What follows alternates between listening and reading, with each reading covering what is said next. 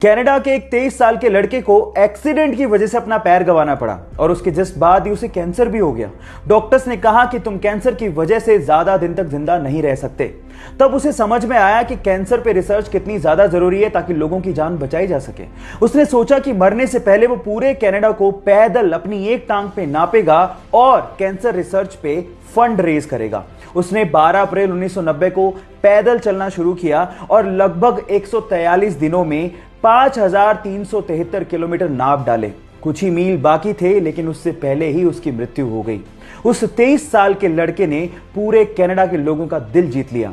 आज भले ही वो जिंदा ना हो लेकिन कनाडा के लोगों के दिलों में वो आज भी जिंदा है। उसका नाम है टेरी फोक्स और उसके जज्बे को मैं दिल से सलाम करता हूं। गाइस, आप लोगों ने अक्सर सिटी का टूर कराने वाली बसेस को सड़कों पे चलते देखा होगा, लेकिन नीदरलैंड में कुछ ऐसी बसें हैं जो कि सड़कों पर चल के सिटी का नजारा तो दिखाती हैं। वो अचानक से नदी में उतर जाती हैं और उसके बाद पानी में चल के सिटी का नजारा दिखाती हैं। 2017 से ही आधिकारिक तौर पे नीदरलैंड में इन बसेस को चलाया जा रहा है जिन्हें हम रिवर बसेस के नाम से जानते हैं। सो गाइस, क्या आप लोग भी कोरोना काल के बाद ऐसी बसों में नदी में उतर के सिटी का टूर करना चाहोगे? चैट सेक्शन में लिखना मत भूलिएगा। आर्मी, जिसके बिना किसी भी सुरक्षित देश की कल्पना नहीं की जा सकती।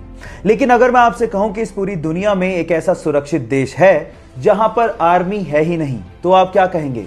जी हां गाइस, उस देश का नाम है ग्रेनेडा, जिन्होंने अपना पैसा आर्मी बेसिस बनाने की बजाय बीचेस पे लगाया, एयरक्राफ्ट करियर बनाने की बजाय क्रूज और बोट्स पे लगाया।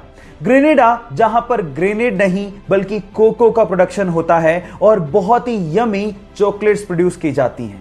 काश कि हर जगह ऐसा होता। No military, no weapon, no war. आपको यह आइडिया कैसा लगा? चैट सेक्शन में लिखना मत भूलिएगा। मैगी शायद इस लॉकडाउन में हमारा नेशनल फास्ट फूड बन गया है, लेकिन सवाल यह है कि मैगी का नाम मैगी रखा किसने? डोंट वरी, मैं आपको बताता हूं। मैगी का नाम मैगी रखा इसके मसाला इन्वेंटर जूलियस मैगी के नाम पर, जिन्होंने सन 1863 में, जी हां 1863 में मैगी के मसाले को बनाया था और उसके बाद ये इंस्टेंट नूडल यूएस और फ्रांस में छा गया। और उसके बाद सन 1947 में नेस्ले ने मैगी को खरीद लिया और फिर 1983 में ये भारत में एंटर हुआ और उसके बाद आज भारत मैगी का सबसे बड़ा मार्केट भी है। क्या इसके पहले तक इफेक्ट आपको पता था? और अगर नहीं पता था तो चैट सेक्शन में लिखना मत भूलिएगा। गाइस, आप लोगों ने बहुत सारी मूवीज में समुद्री डाकुओं को अपनी एक आंख पे काली पट्टी बांधे देखा होगा और हम ज्यादातर लोग यही सोचते हैं कि उनकी आंख फूटी हुई होगी, शायद इस वजह से उन्होंने काली पट्टी बांध रखी होगी, है ना? लेकिन ऐसा नहीं होता।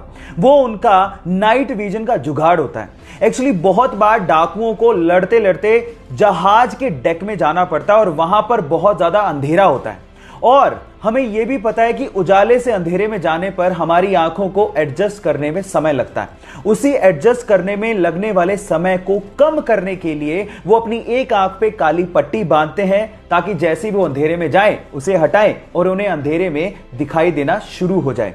क्या आपको इसके पहले तक इफेक्ट पता था? और अगर नहीं पता था तो चैट सेक्शन में लिखना मत भूलिएगा। हमारे देश इंडिया के बारे में 2 ऐसे फैक्ट जिसे जानने के बाद आपको गर्व फील होगा। नंबर 1, चांद पे पानी मिला है, ये तो सब जानते हैं, लेकिन क्या आपको पता है कि चांद पे पानी की खोज किसने करी थी? डोंट वरी, मैं आपको बताता हूं। वो हमारी ही नेशनल स्पेस एजेंसी इसरो ने की थी। नंबर 2, पूरी ही दुनिया में नोबेल प्राइज को सबसे बड़ा प्राइज माना जाता है, लेकिन क्या आपको पता है कि पूरे एशिया में सबसे पहला व्यक्ति जिसे नोबेल प्राइज दिया गया था वो कौन था? डोंट वरी, वो भी मैं आपको बताता हूं। वो थे इंडियन, यस, रविंद्रनाथ टैगोर, जिन्हें 1913 में लिटरेचर के लिए सबसे पहले पूरे एशिया में नोबेल प्राइज दिया गया था। क्यों? इन 2 फैक्ट को जानने के बाद हुआ ना आपका सीना गर्व से चौड़ा? सो गाइस, इसको शेयर करना लोगों के साथ मत भूलिएगा। एक बार सुशांत सिंह राजपूत के किसी फैन ने उन्हें सोशल मीडिया पे मैसेज करते हुए लिखा कि मेरे पास पैसे नहीं हैं, लेकिन मैं केरला के बाढ़ पीड़ितों के लिए कुछ खाने की चीजें डोनेट करना चाहता हूं, आप बताइए मैं क्या करूं?